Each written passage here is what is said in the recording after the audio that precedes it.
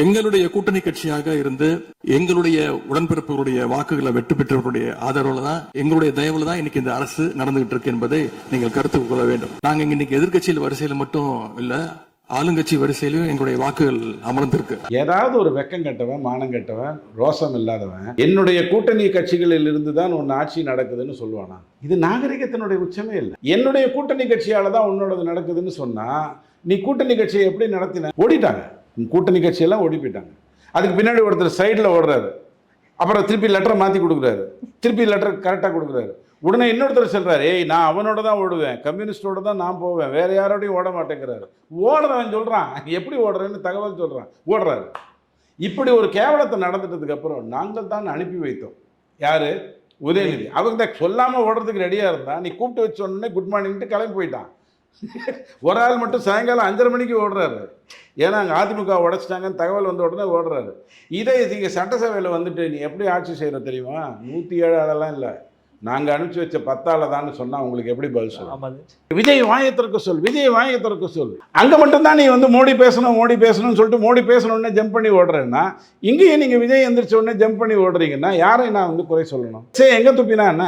சட்டசபையில் அப்படி பண்ணியிருக்க கூடாதுங்க. அப்போ ஓடுனது மட்டும் கரெக்டா? இது அவங்க இங்கே மட்டும்தான் பண்ணுறாங்களா? திமுக பாராளுமன்றம் நடக்கும் பயங்கரமா மோடியை பதில் சொல்ல சொல், மோடி எங்கே இருக்கிறார் உடனே வர சொல்லுங்கள், மோடி தான் பதில் சொல்ல வேண்டும். மோடி பதில் சொன்ன உடனே ஜம்ப் பண்ணி ஓடி போயிடுவான். 4 வருஷமா இதுதான் நடக்குது. ஸோ அதே மாதிரி இங்கே விஜய் வாயத்திற்கு சொல், விஜய் வாயத்திற்கு சொல். அதையாவது விஜய் பேச சொல்லுன்னா பரவாயில்ல, வாயை எதுக்கு வேணாலும் திறக்கலாம், வாந்தி எடுக்கவும் திறக்கலாம், சாப்பிடவும் திறக்கலாம், அள்ளி அள்ளி போட்டுக்கிறதுக்கும் திறக்கலாம், எத்தனையோ இருக்குது. இவனுக்கு வார்த்தையாவது ஒழுங்காக வருதா பாருங்க. வாயை திறக்க சொல்லுங்கிறதுக்கு பதிலாக பேசுங்க விஜய் அப்படின்னு சொல்லியிருந்தா அவர் அட்லீஸ்ட் பேசிட்டு போயிருந்திருப்பார். வாயை திறந்துட்டார், வாந்தி எடுத்தார், அள்ளிட்டு போ. அங்கே மட்டும்தான் நீ வந்து மோடி பேசணும் மோடி பேசணும்னு சொல்லிட்டு மோடி பேசணுன்னே ஜம்ப் பண்ணி ஓடுறேன்னா, இங்கேயே நீங்கள் விஜய் எந்திரிச்ச உடனே ஜம்ப் பண்ணி ஓடுறீங்கன்னா யாரை நான் வந்து குறை சொல்லணும்? ஏதோ கிரிக்கெட் மேட்ச் பார்க்குற மாதிரி எப்படி பேசினார் பத்தியா உதயநிதி, அதுக்கு இவர் கொடுத்தாரு பாரு கவுண்டரு, சூப்பர்யா. நம்ம வேதனை இங்கே பாருங்க. நான் என்ன சொல்கிறேன், என்னை அறிவு கட்டவனே நான் வந்து மயிலாப்பூரில் தான் திட்டிருக்கணும். என்னை அறிவு கட்டவனே நான் எப்படி சட்டசபையில் திட்டினான்னு கேட்கக்கூடாது. முதல்ல எனக்கு அறிவு இருக்கா இல்லையாங்கிறது நான் முதல்ல முடிவு பண்ணணும். அதை திட்டுறதுக்கு அவனுக்கு திறமை இருக்கா தகுதி இருக்காங்கிறத பார்க்கணும். இவங்க உட்காந்துக்கிட்டு என்ன சீண்டிக்கிட்டு இருந்தாங்கங்கிறது நமக்கு நல்லா தெரியும். ஏதாவது ஒரு வெக்கம் கெட்டவன், மானம் கெட்டவன், ரோசம் இல்லாதவன் என்னுடைய கூட்டணி கட்சிகளில் இருந்து தான் ஒன்று ஆட்சி நடக்குதுன்னு சொல்லுவானா? ஸோ உங்களுக்கு நான் வந்து டொனேஷன் கொடுக்குறேங்க, 5000 ரூபா டொனேஷன் கொடுத்துட்டேங்க. அடுத்த ஒரு 365 நாள் உங்களை பார்க்கும்போதெல்லாம் கொடுத்தனேன் ஓகேவா, ஏய் கொடுத்தனேன் ஓகேவான்னா நீங்கள் போய் 4 வட்டிக்கு கடன் வாங்கியா திருப்பி கொண்டு வந்து என்கிட்ட கொடுத்துருவீங்க. இது நாகரிகத்தினுடைய உச்சமே இல்லை. ஒரு ஆட்சி 107 சீட்டு வெற்றி பெற்று உள்ளே வந்து உட்கார்ந்துருக்காங்க. 1,70,00,000 பேர் வந்து மாற்றி ஓட்டு போட்டிருக்காங்க. அதிமுக திமுக எல்லாமே மாற்றி ஓட்டு போட்டிருக்காங்க.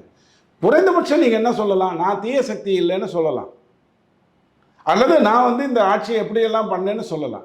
என்னுடைய கூட்டணி கட்சியால் தான் உன்னோடது நடக்குதுன்னு சொன்னால் நீ கூட்டணி கட்சியை எப்படி நடத்தின? அவன் ஜம்ப் பண்ணி ஓடி போகிற மாதிரி தான் நடத்தியிருக்க. காங்கிரஸை முதலையே தேர்தலுக்கு முன்னாடியே விட்டுருந்தீங்கன்னா அவங்க போய் ஒரு 30 சீட்டு வாங்கியிருப்பாங்க, 29ல் தோற்று போயிருப்பாங்க. குறைந்தபட்சம் என்ன இருந்திருக்கும்? தாவேகாவுக்கு பெரிய நஷ்டமாக இருந்திருக்கும். அதையாவது செஞ்சு தொலைச்சிருக்கலாம், செய்யலை. தேர்தலுக்கு முன்னாடி அனுப்பலை, ரிசல்ட் வந்த உடனே அவன் ஜம்ப் பண்ணிட்டான்.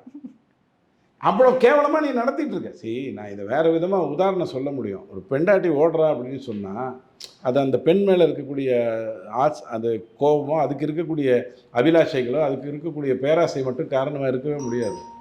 ஓடிட்டாங்க, கூட்டணி கட்சியெல்லாம் ஓடி போயிட்டாங்க. அதுக்கு பின்னாடி ஒருத்தர் சைடில் ஓடுறாரு, அப்புறம் திருப்பி லெட்டரை மாற்றி கொடுக்குறாரு, திருப்பி லெட்டர் கரெக்டாக கொடுக்குறாரு. உடனே இன்னொருத்தர் சொல்கிறார், ஏய் நான் அவனோட தான் ஓடுவேன், கம்யூனிஸ்டோட தான் நான் போவேன், வேறு யாரோடையும் ஓட மாட்டேங்கிறாரு. ஓடுறவன் சொல்கிறான், எப்படி ஓடுறேன்னு தகவல் சொல்கிறான், ஓடுறாரு. இப்படி ஒரு கேவலத்தை நடந்துட்டதுக்கப்புறம் நாங்கள் தான் அனுப்பி வைத்தோம். யார்? உதயநிதி. அவங்க தான் சொல்லாமல் ஓடுறதுக்கு ரெடியாக இருந்தான். நீ கூப்பிட்டு வச்ச உடனே குட் மார்னிங்ட்டு கிளம்பி போயிட்டான்.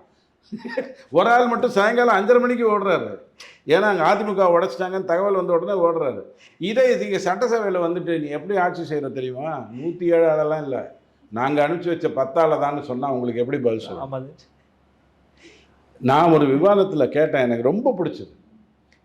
உங்களை எதிர்த்து அவன் ஆக்சுவலாக விஜயை எதிர்த்து யாரும் திமுக ஓட்டு போடலை, நல்லா புரிஞ்சுக்கோங்க. உங்களை எதிர்த்து தான் எங்களுக்கு வாக்கு வந்தது, காங்கிரஸுக்கெல்லாம் எங்கள் வாக்கு தான் வந்ததுன்னு பறைசாட்டுறாங்க. அதுக்கு அந்த காங்கிரஸ்காரன் கேட்டான், உங்கள் அப்பாவே உங்களால் ஜெயிக்க வைக்க முடியல, நீ என்ன ஜெயிக்க வச்சேன்னு சொன்னால் என்ன அர்த்தம்னா? நியாயம். நியாயமான கேள்வி தானே. உங்கள் அப்பாவே ஜெயிக்க வைக்க முடியல. போன முறை எத்தனை ஆயிரம் வாக்கு வித்தியாசத்தில் ஜெயிச்சாரு, இந்த வாட்டி தோற்று போயிட்டார். 7000 வாக்கில் தோற்று போயிட்டாரு. ஆனால் நான் ஜெயிச்சிருக்கேன், நீ சொல்கிற உன் வாக்கால் தான் நான் ஜெயிச்சேங்கிற, உன்னாலேயே முடியலையே அப்படின்னு கேட்டான். நியாயமான கேள்வி தானே. உங்களை யார் தூண்ட சொன்னா? அட அவங்களுக்கு நீங்கள் அப்படியே பண்ணியிருந்தாலும் அதை சட்டசபையில் நீங்கள் சொல்லி காட்டினா நான் என்ன பண்ணணும்? என்னப்பா உங்கள் அப்பாவை காணணும்னு நான் கேட்கணும். உடனே நீங்கள் என்ன பண்ணுவீங்க? எங்கெங்க உங்கள் பையன் உங்களை தேடுறான்னுவீங்க. சட்டசபையில் கேட்காம வெளில வந்து கேட்டுருவீங்க. நாகரிகமாயிடுமா? அசிங்கத்தை எச்சையை எங்கே துப்பினா என்ன?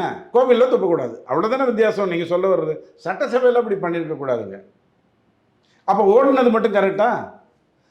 இது அவங்க இங்கே மட்டும்தான் பண்ணுறாங்களா? திமுக பாராளுமன்றம் நடக்கும், பயங்கரமா மோடியை பதில் சொல்ல சொல், மோடி எங்கே இருக்கிறார், உடனே வர சொல்லுங்கள், மோடி தான் பதில் சொல்ல வேண்டும். மோடி பதில் சொன்ன ஜம்ப் பண்ணி ஓடி போயிடுவான். 4 வருஷமா இதுதான் நடக்குது. ஸோ அதே மாதிரி இங்கே விஜய் வாயை திறக்க சொல், விஜய் வாயை திறக்க சொல். அதையாவது விஜயை பேச சொல்லுன்னா பரவாயில்ல, வாயை எதுக்கு வேணாலும் திறக்கலாம்.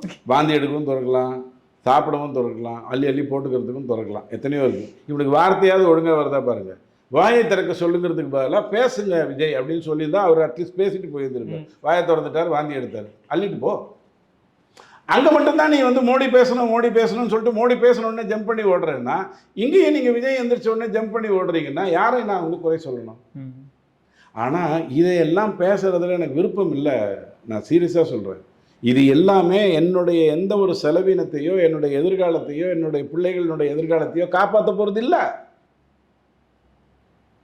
ராமதாஸ்லேருந்து சசிகலாலேருந்து ஓரளவுக்கு பிஜேபியிலேருந்து ஒரு முக்கியமான நம்பிக்கை வைத்து கொண்டிருந்த மக்கள் நம்பிக்கை வைத்து கொண்டிருந்தவர்லேருந்து எல்லாருமே தப்பு பண்ணி தான் இந்த விஷயமே நடந்தது. திமுக தோக்க போகுதுன்னு இவங்களுக்கெல்லாம் தெரியும். அதிமுக 170 வந்துடக்கூடாது, அதை ஒரு 114க்குள்ளே வைக்கணும்னு சொல்லி முடிவு பண்ணி கடைசியில் அது 47 ஆகி போச்சு. இவர் வந்துட்டார். ஆண்டவனுடைய திருவிளையாடல். இது எல்லாமே எனக்கு வருத்தத்தை தான் தெரிவிக்குது. ஐயா, என் நாடு எப்போ முன்னேறும்? 120 வருஷத்துக்கு முன்னாடியே தமிழ்நாடுனா உலகத்துக்கு தெரியும். அவ்வளோ பெரிய விஷயம். தவிர பிரிட்டிஷ்காரன் கொள்ளடிச்சிட்டு எடுத்துகிட்டு போகிறதுக்கு நாங்கள் தான் வேறு விட்டுங்கிறதுனால என்ன ஒழுங்காக வேறு ரெடி பண்ணி வச்சுருந்தான். திருடுறவன் ஓடுறதுக்காக போகிற பாதையிலலாம் லைட்டு போட்டான், ரோடை போட்டான், ட்ரெயினை விட்டான், எல்லா வேலையும் பண்ணான், தப்பிச்சிட்டோம். நல்லா இருக்கும். இந்த 60 வருடமாக இப்படி சீரழிகிறோமே, என்றைக்கு தான் நமக்கு நல்ல காலம் பிறக்கும்? பிஜேபி கையில் தான் இருக்குது. அப்படி பார்க்காதீங்க, தயவு செஞ்சு அப்படி பார்க்காதீங்க. ஜன்சங் ஓப்பன் பண்ணதுக்கு அப்புறத்துலேருந்து உங்களுக்கு என்ன வரலாறு தெரியணும்னா, 96ல் 160 சீட்டு பிஜேபிக்கு பாராளுமன்றத்தில், சிங்கிள் லார்ஜஸ்ட் பார்ட்டி. 96லே பிஜேபி வந்து ஆட்சிக்கு வந்திருக்கும். தடுத்துட்டு அதுக்கப்புறம் இந்த தேவேகவுடா, ஐக்கிய குஜரால்னு மாற்றி மாற்றி எல்லா உழப்புலையும் பண்ணிவிட்டு காங்கிரஸ் வரவே விடாமல் பண்ணிச்சு. 98ல் நல்ல நேரம் தமிழ்நாட்டில் ஜெயலலிதாமா நான் சப்போர்ட் பண்ண போகிறேன் அப்படின்னு சொல்லி அவங்க 96ல் ஏற்கனவே பயங்கரமாக ஊற்றி மூடியிருந்தாங்களா, அதனால் 98ல் சப்போர்ட் பண்ணுறேன்னு சொல்லி வாஜ்பாய் ஆட்சி வந்துருச்சு.